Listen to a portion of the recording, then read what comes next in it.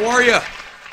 Welcome to Haymes Live Spin on DebateGate 3, the second presidential debate, third debate overall, because remember we had a vice presidential debate. And tonight, Hillary and Donald went at it, and there's a lot to recap and think about and digest and regurgitate, especially regurgitate.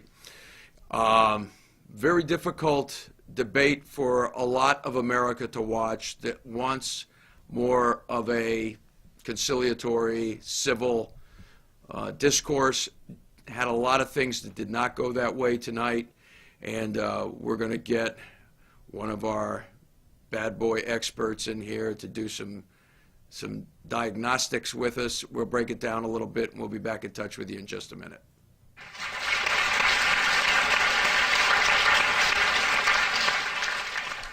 Hey, welcome back.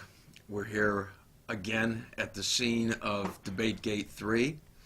We're with our law professor, political strategist, trial attorney Steve Mitchell, who happened in from the sports pub. What did you think? Well, it's quite a show we had tonight.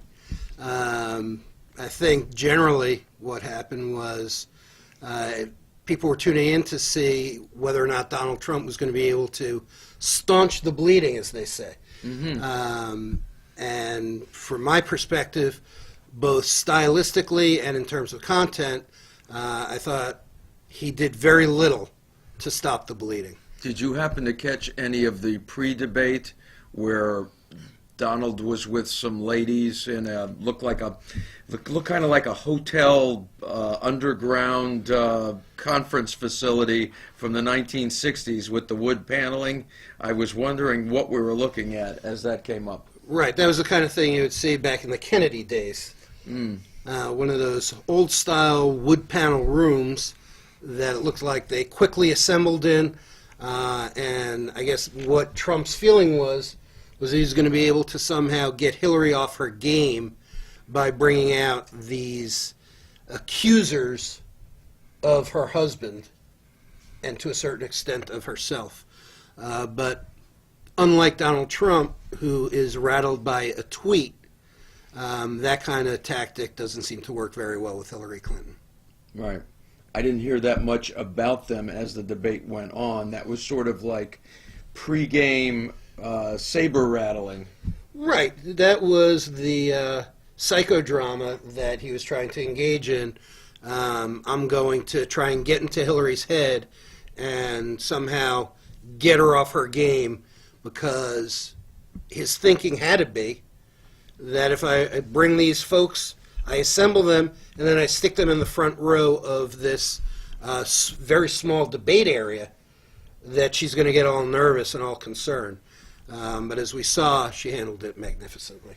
The idea being to divert her attention away from anything that played into the events of the last 48 hours, which was the Access Hollywood, Billy Bush busgate, where in the busgate we had some crazy record for massive amount of tweets and Facebook attention and all this social energy relative to him going off on a live mic and talking about what was ostensibly his MO in dealing with ladies.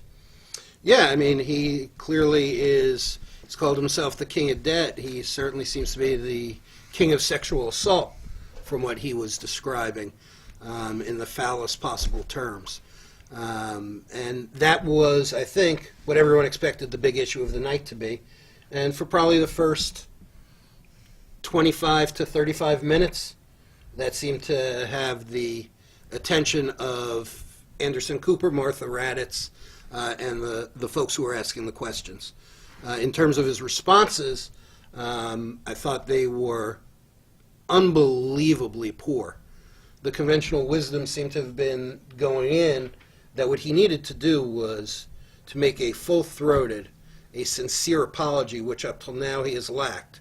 He sent out that initial email that apologized to folks if they were offended, as if anyone couldn't be offended by what he said. And then his brief minute-and-a-half videotape apology, which spent more time accusing the Clintons than it did doing anything in terms of a sincere apology. And it had the feel, going back to the 60s and 70s references, of a guy in a Vietnamese camp who was forced to make a confession that he didn't really want to make.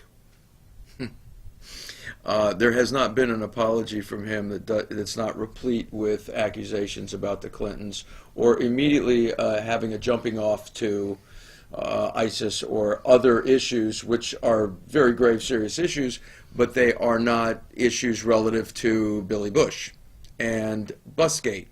I think he went into the locker room explanation.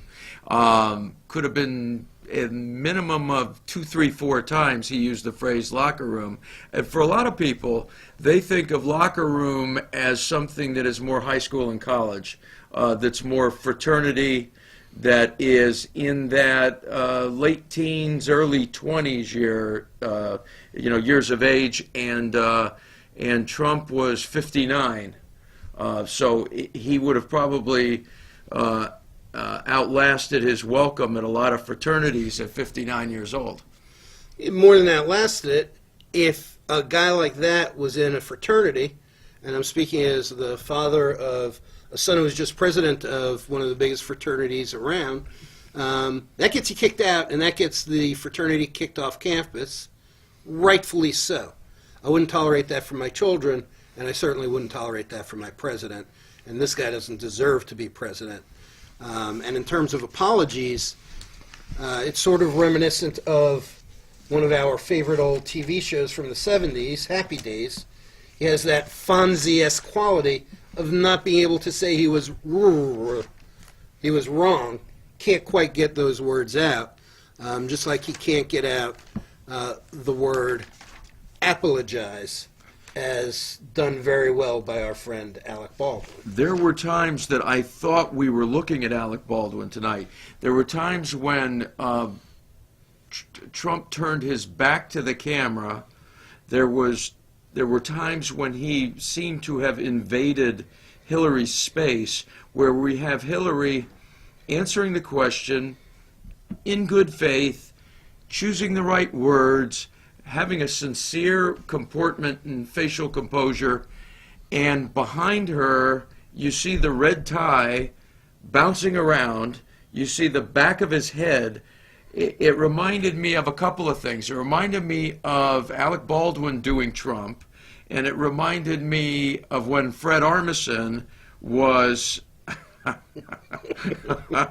running into the camera as the as the fellow he was playing was the New York elected official, who apparently had some vision problems, and Fred Armisen was terrible, but it seemed like it was all out of whack. I think that at some point Trump refers to these are just words, and wanted to make the distinction that Bill Clinton 25 years ago had done things that were more than words, and these were just words. Anderson Cooper struggled to get a succinct answer from him on the subject of whether this was actually how he conducted himself with women, and he went into his teleprompter responses of he respects women, he always respects women. I think usually he goes a little further and says nobody in the world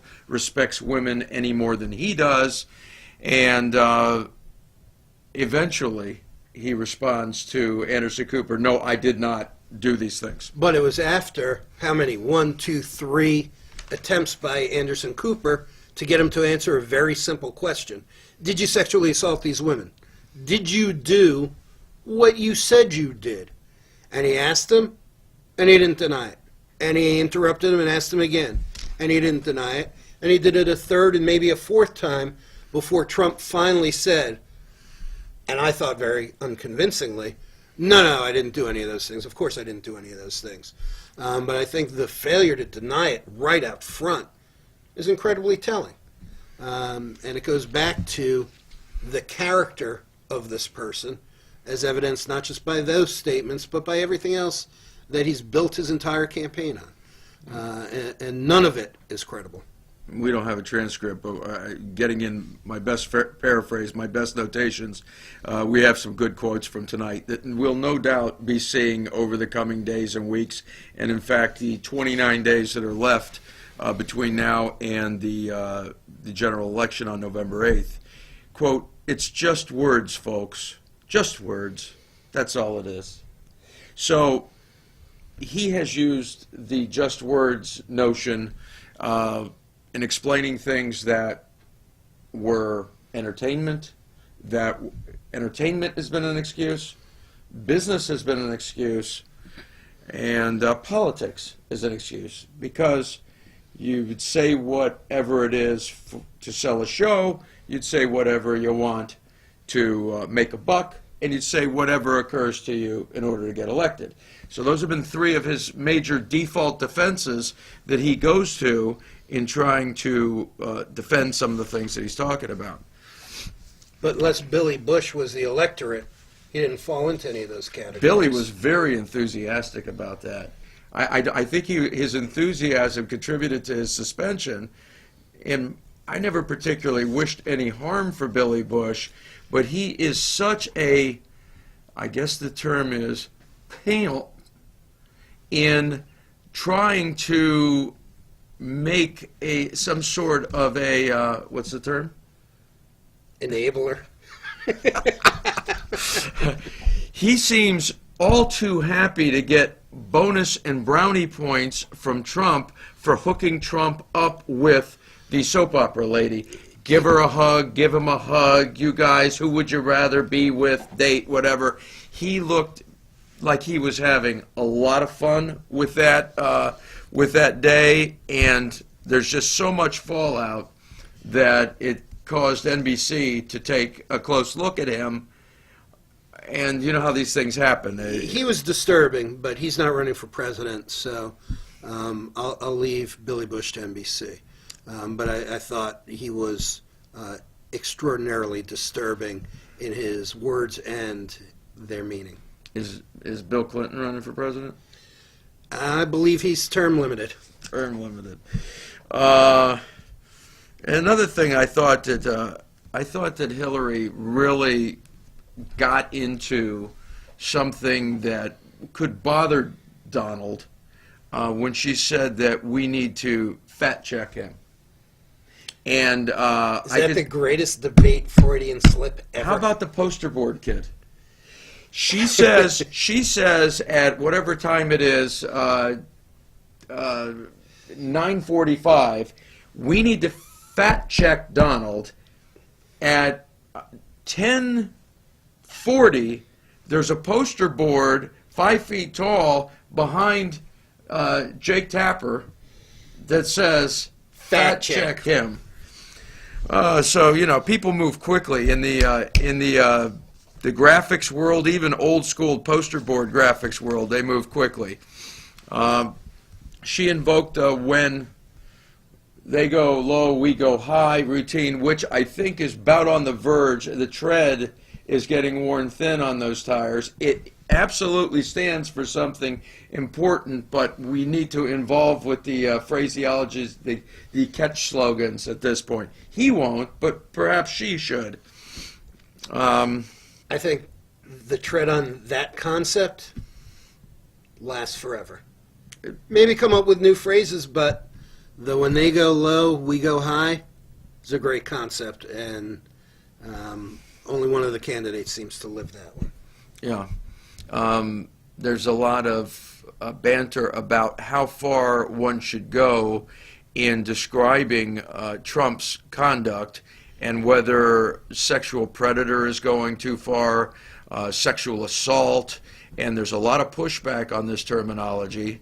And there's a lot of digging going on right now to unearth other video, other tapings, rehearsals that exist. This candidate was very, very active on shows in the Apprentice cycle, and doing promos with Howard Stern and Access Hollywood and anybody that would have them, all the related promos for Miss Universe pageant and unveilings of Trump properties. He was virtually on tape every single day through these years.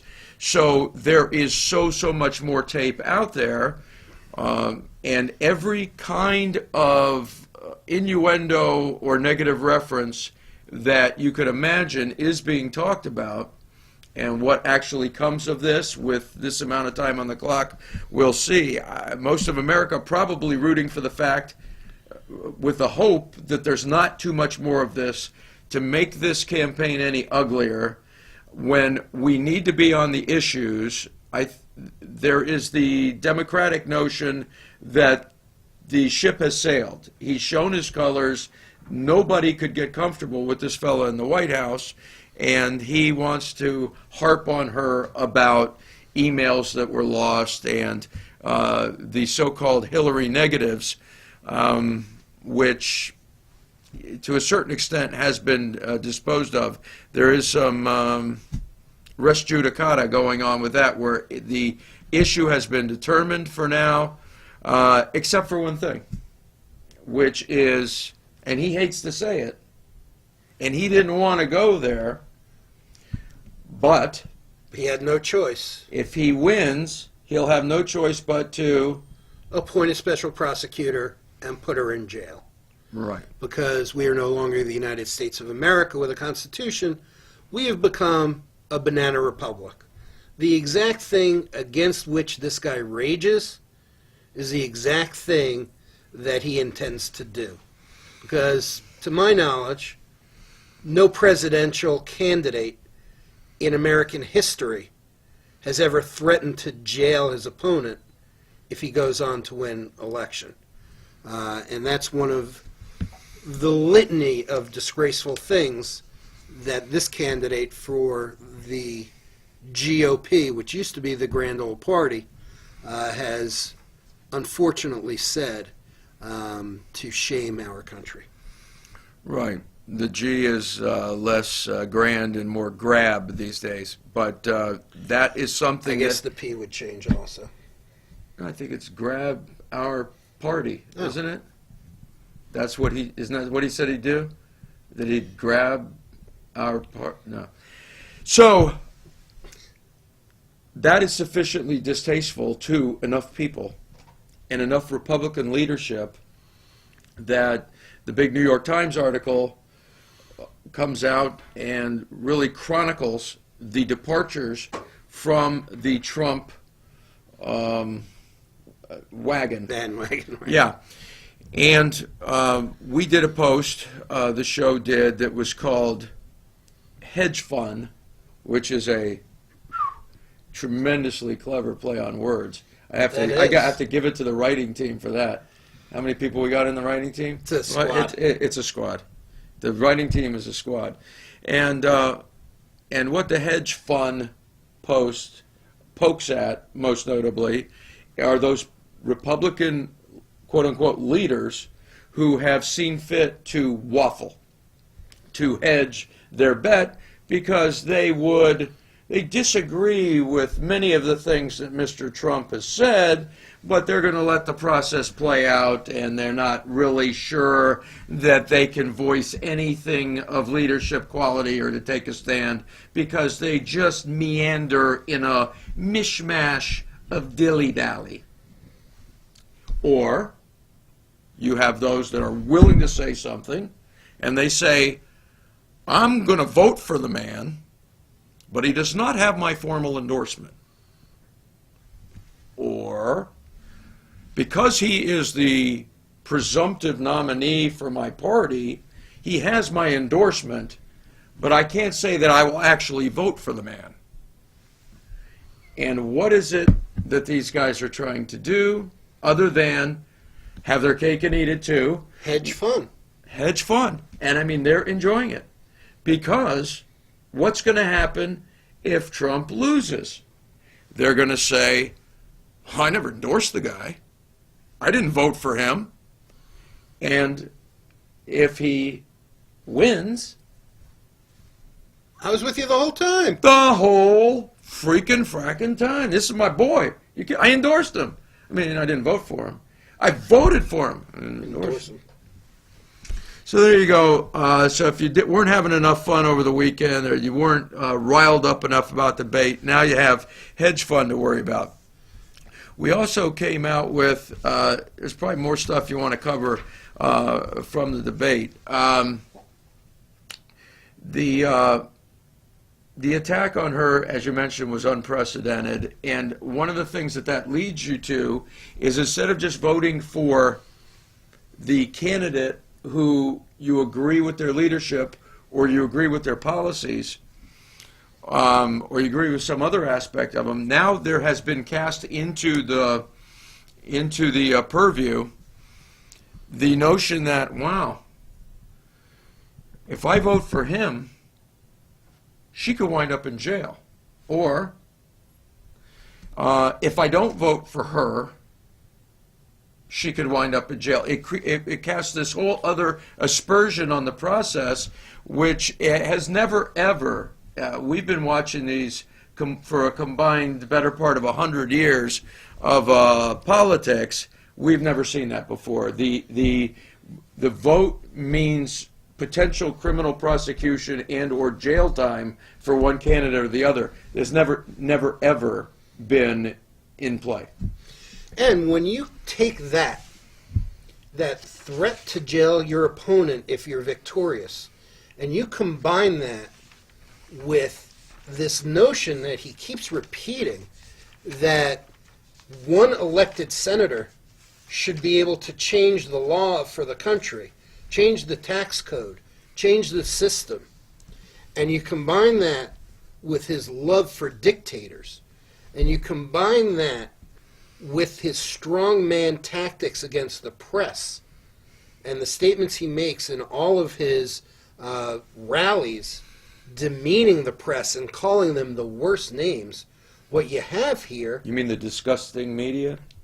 That's what I mean. What you have here is a very dangerous guy who doesn't understand what our country's about, who doesn't understand what our Constitution's about, who frankly doesn't care what any of them are about, and who thinks that if he gets into office, it's his way or the highway. He thinks he can sit in the Oval Office and just say to the Senate, you're fired, and just say to the House of Representatives, you're fired, and say to the United States Supreme Court, you're fired, because that's the kind of government he's advocating. And that's a very, very, very scary thing that has come out in this election, and that the GOP is now saddled with, because he is rallying a base of people who support that kind of thing. And that's frightening. Yeah, the RNC was supposed to look at the events of this evening and the weekend, and were supposed to evaluate whether they would modify their position or stance towards Trump, presumably with an eye towards possibly removing him, requesting that he remove himself, and exploring other options for replacement candidates. What effect do you think that tonight's debate would have on those possibilities? Well, my guess is, because he was throwing out so much red meat to his base to fire up the far right of the party, that's going to quell some of that conversation. The problem for the Republican Party is that they're now going to be stuck with these as the attitudes and the platforms of their party going forward. Because remember, though we're only 30 days or so away from the election, the Republican Party has a war within itself on its hand. And that's not ending anytime soon. That doesn't end with the election coming up in November. That's a problem that they're going to have to grapple with going on into the future. And the fact that this debate performance might staunch some of that bleeding, because there is so much red meat out there, and there are going to be so many fired up people on the far right, that's going to be problematic for this Republican Party. And they're going to have to figure out which way they're going to go with their future. Yeah. Those people who have gotten off of the Trump train, those Republicans who have distanced themselves, even doing it this weekend, have helped chart a course for their future. And when you look at Republicans in the future, it is always bright. I have Republican friends who are really distraught and really beside themselves over what has happened here. And I would encourage them that things can change around much quicker than they fear.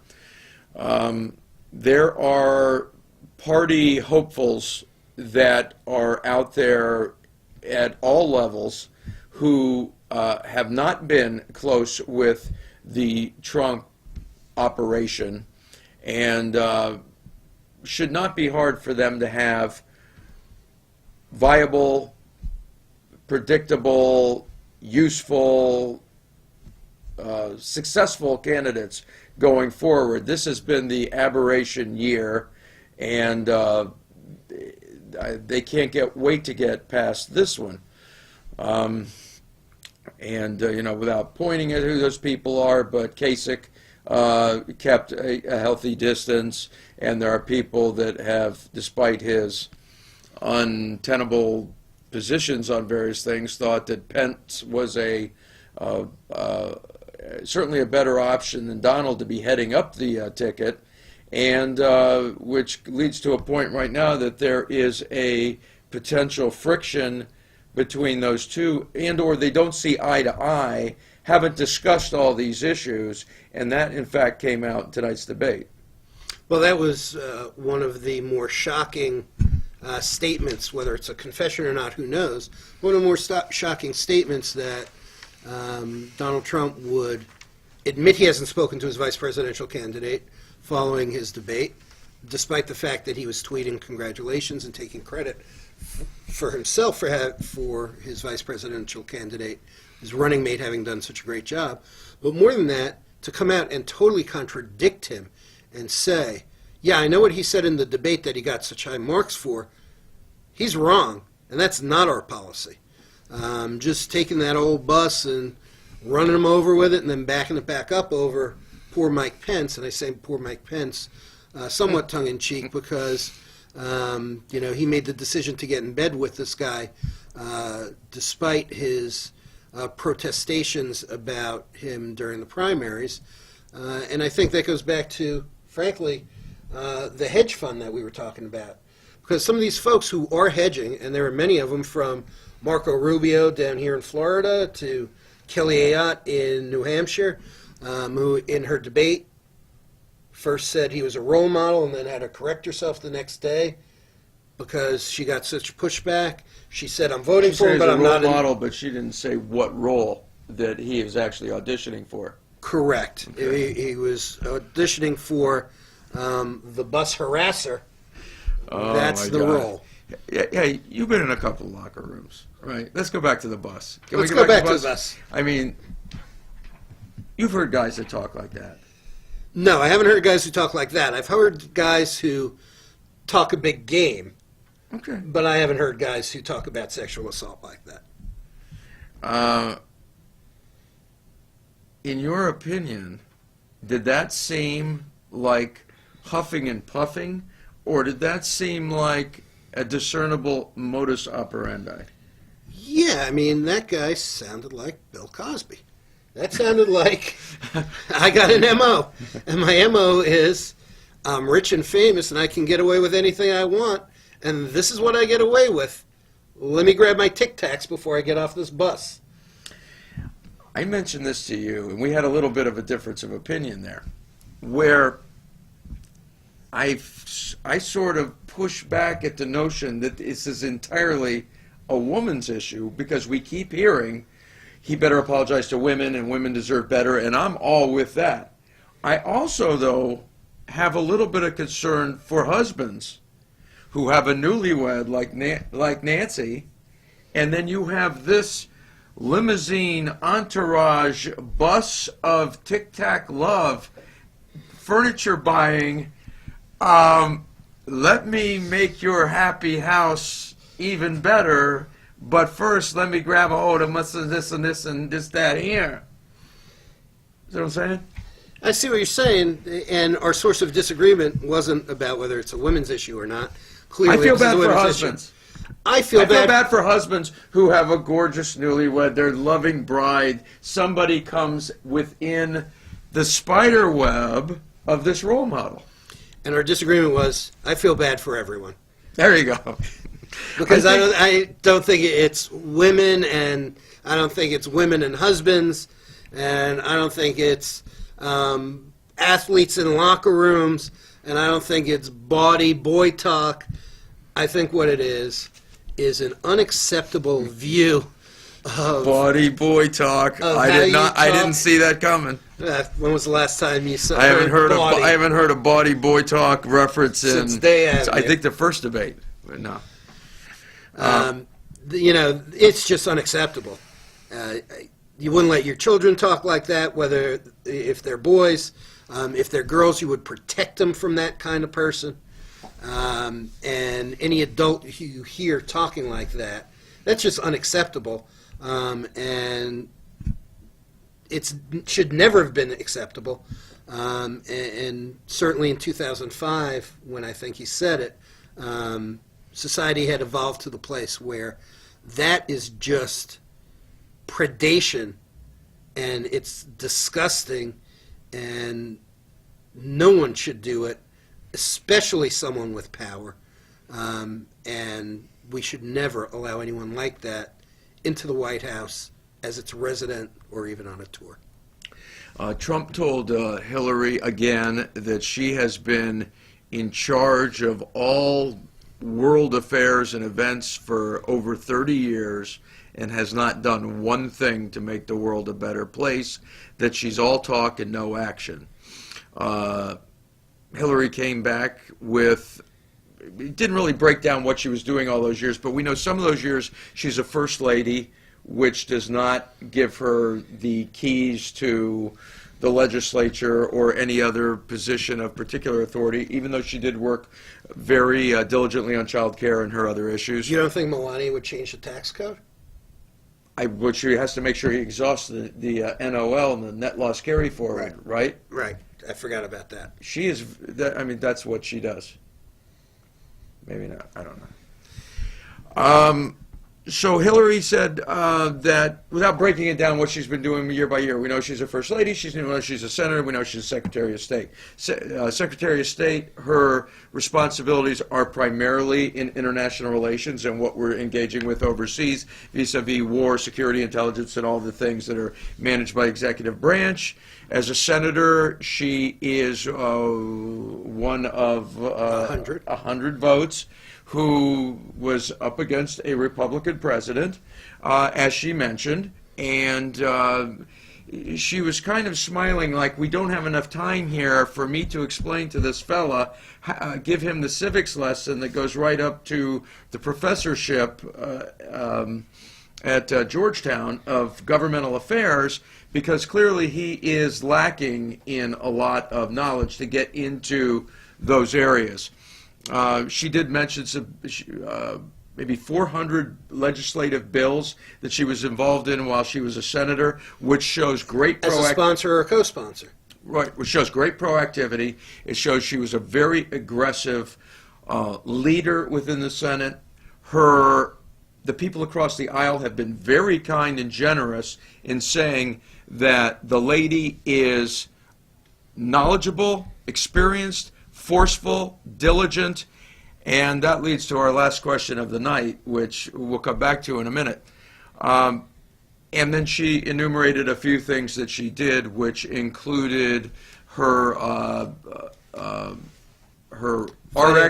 she had an RX dosage legislation which protected children. She got 8 million kids health insurance that they didn't previously have, and really went to task on especially children's issues.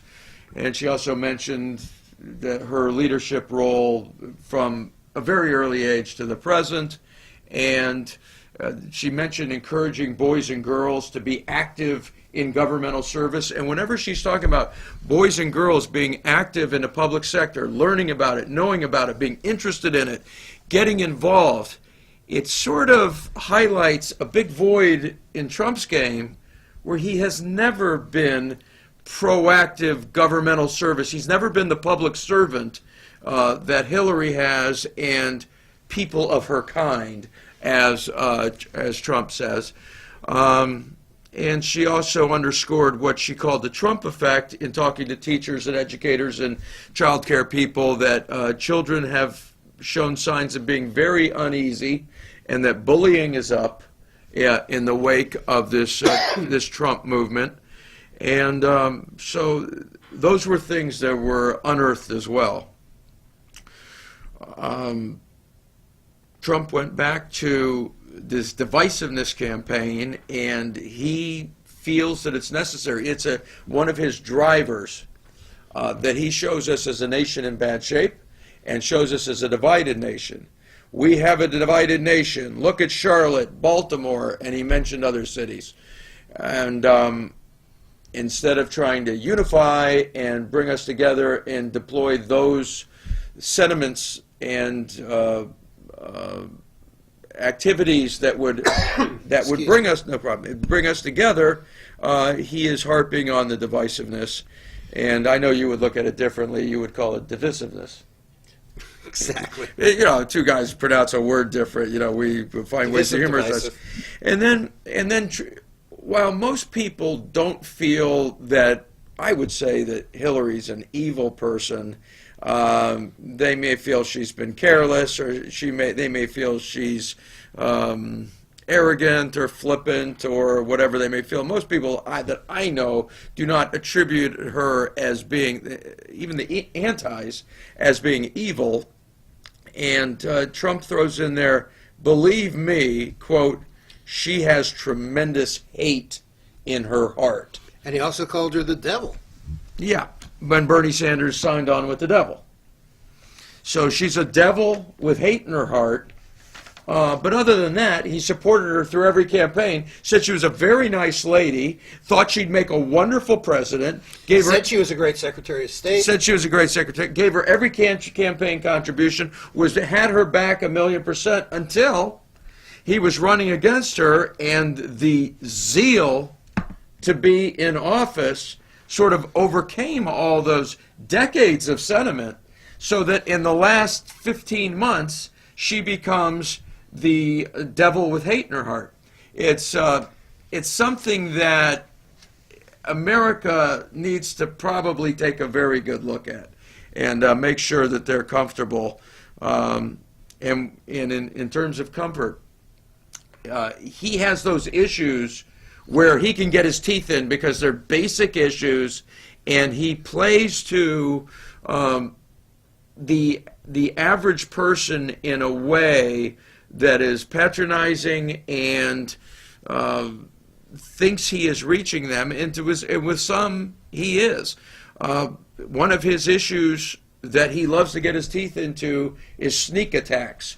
In our war on ISIS, we advertise 3 weeks in advance that we are going to bomb this place, that we are going to take this military offensive. So we give the opponents 3 weeks to be prepared. So of course it doesn't go well, because we do all this promotion in advance. Well, I think most people realize that's not really the case, that there have been Bin Laden episodes, and there have been all sorts of what the U.S. military would call as successful initiatives or deployments where there was no advance notice of anything. And but that's one of the Trump issues that he can spend an hour on saying the same thing again and again. When you get into the more textured, nuanced realities of relationships in these regions and what it takes to prevail, what it takes to build a sustainable situation for short, medium, and long-term planning, he seems very lost with that. When you start talking about religious factions, you start talking about territorial maneuvers and talking about who is in better alignment with whom, that is not a good subject for him.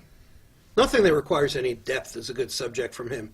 He was asked a question straight up about Aleppo, and he clearly didn't know anything about Aleppo, said it's already fallen, and some other gibberish, and then started talking about Mosul. He doesn't know anything about what's going on in this world and hasn't bothered to study. And as far as the hate in her heart and the devil, he's running the old schoolyard "I'm your glue" campaign, and everything that he's accused of, he just turns around and accuses her of. But if there's anyone just listening to them with hate in their heart, who is purely negative and who has hatred toward Muslims and immigrants and African Americans and disabled and women, it is one of those two candidates, but it's certainly not the 45th President of the United States, Hillary Clinton. That's one of those presidential moments right there where you identify a president and so forth. I think the crack writing staff did a 5 keys to victory for Hillary Clinton, and see if we can remember what they were. The first one that we thought was very important that she would have to do was to do nothing.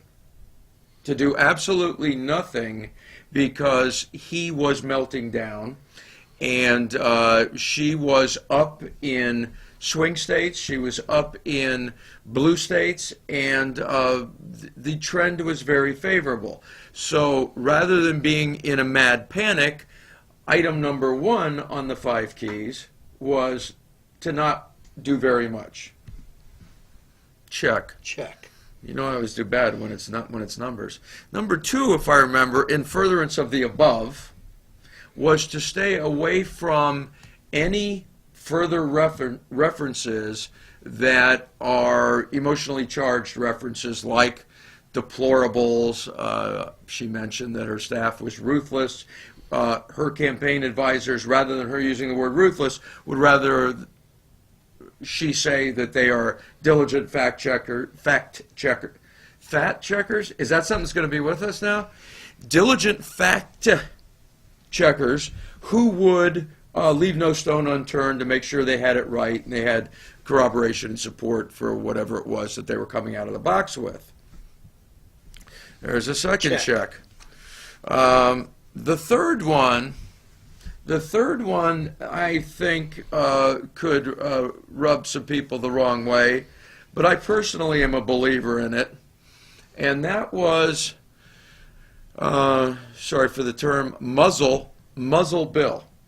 And the reason we use the term muzzle bill is I think that one of the weakest moments for Hillary in 2008 is when Bill's train went off the tracks, and he was saying things that were not classic Bill, and was getting riled up and irritated, and he was having 2 of the worst stumping weeks of his life right at a time when Hillary needed him the most. And then as recently as this past week, he says, boy, that Obamacare is crazy. And you just don't want a half a dozen of those in the last 30 days when all the chips are on the line. Jury's obviously still out on that. We'll be able to assess it more in 30 days, but I did think she handled the question of what he said about Obamacare pretty effectively in the debate tonight by saying, well, if we had the opportunity to design our health system from scratch, we'd come up with something other than an employer-based system, maybe single payer. And that's what he was talking about. But Obamacare was fitting in and filling in the gaps in our system, and certainly has had a lot of positive impact, from eliminating lifetime caps to eliminating pre-existing conditions to allowing your children up to the age of 26 to be on your plan, et cetera, et cetera. And as for the claim that it was a job-killing bill that the Republican Party said over and over, since they passed the Affordable Health Care Act, the economy's added 15 million new jobs. Hasn't killed anything. Right. The fourth concept there was to let the surrogates do the heavy lifting at this point, and especially where there is all this inappropriate sexual innuendo and the Trump hits keep on coming, and then the response from the Trump team is to go back to the 1990s with Bill Clinton. And in your estimation, who are some of the key people that would be the designated surrogates that would be best aligned to carry that heavy load from now through the next 29 days? Well, she's got the professionals who are out there, the Carvilles and the Van Joneses and those folks. But the people who are going to carry her message the best surrogates she has are the President of the United States, the First Lady of the United States, the Vice President of the United States. Her chief opponent in the primary is Bernie Sanders. Those are the folks who are out there who are able to speak about this stuff with great credibility. The sexual innuendo, the vile things that Donald Trump has said, the Carvilles and the Joneses and the Paul Begalas and all those folks will be out there handling it. And there are plenty of surrogates about that. But the people who are going to bring Americans out to the polls, the people who are going to inspire this country with a positive message, and have been doing that, are President Obama, Michelle Obama, Vice President Biden, Bernie Sanders, and of course Hillary Clinton and Tim Kaine. Yeah, very good. The fifth point on the 5 keys to victory was no gloating. And that is a particular one for me, because I do not like to see anybody count their chickens before they're hatched. Trump is on a tirade of must win and is just whipping his base into a frenzy.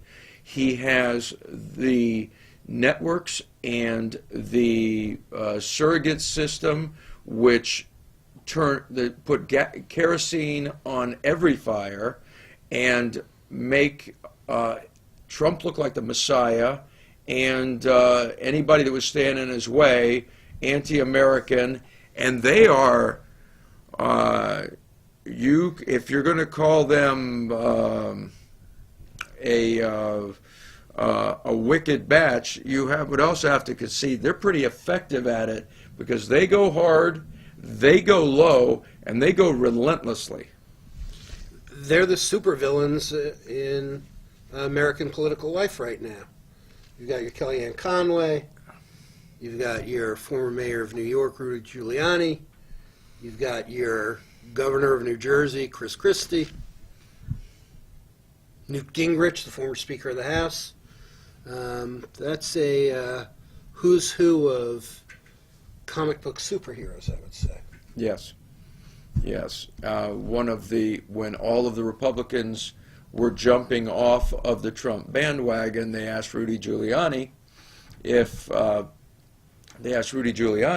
he was affected by that, and Giuliani's response was that these were all people that have been against Trump from the beginning, which is not necessarily so. Many of these were people. Demonstrably not so.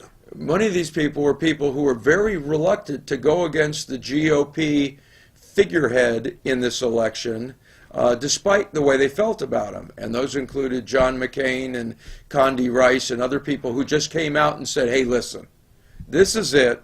This is the straw that broke the camel's back, and we're out. So it was disingenuous for Giuliani to say that these were all party opponents or electoral opponents from the outset. They weren't. And I think that the New York Times did a very good job of describing that and put it out there for everybody.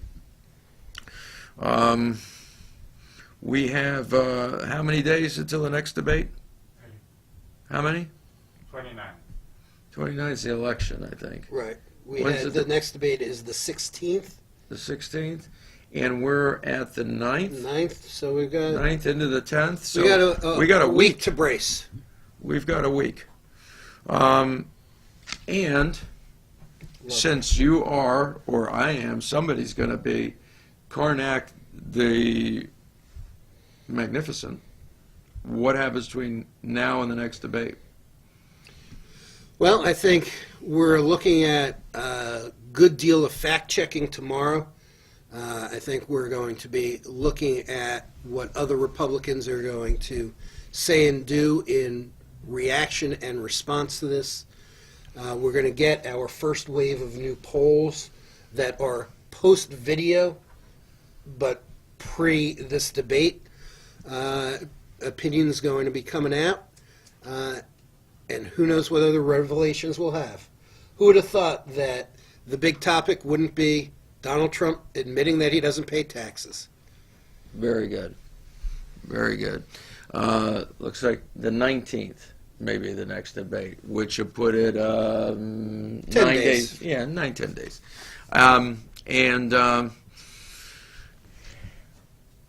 We also have the avid, relentless search for more stuff on Hillary, more WikiLeaks, and more phantom fantasies. I guess some of these leaks are in multiple versions, if you heard that, which means here's what it actually said, here's what some third-party manipulator suggests that the email said. So that presents a whole fertile minefield of what is going on with all of that. Yet, with all of the emails and all of that discussion, we have not really seen the harmful email, the email that's some smoking gun to some key issue that affected American life or our security in the world at all. So we'll have to see if anything like that ever materializes. Otherwise, it's like your server is potentially compromised, or somebody may have seen something, but to what end or what evil purpose, that has never been particularized. And then on his side, there are, again, all of these photo op video situations where the guy has literally been on a video camera every single day for the last 5, 10, 15 years. And all of the things that he says that comes to his mind that are derogatory, inappropriate, sexual, racial, they're digging like maniacs for whatever they can find. And then if anything unfolds in those directions, that's a big topic, we would think, for the next debate, where he will come out and say, didn't happen, who cares, and look what ISIS is doing. Right. So, anything else? Until then. Until then. Mwah. So thanks for being with us. Again, we aim to please. We're doing our best. If you have any comments, suggestions, keep them to yourself, please. No, let us hear them. We want to know. Even if you don't vote for us, like Hillary said, we're trying our level best to be the kind of show and informative team that helps you in any small way. Anything we can do, we aim to please. Thanks for checking in with Haymes Live. We're trying to come to you in the very near future with the Hurricane Matthew tribute, which is commemorating lives lost in very difficult situations in Haiti and the Caribbean, as well as in the United States, and we're going to do the best we can with that, trying to transition for you into more variety and more music, entertainment, humor, sports, you name it. Coming your way real soon. Thank you again on behalf of me and Steve. Thanks for being with us. We love you. Mwah. See you soon.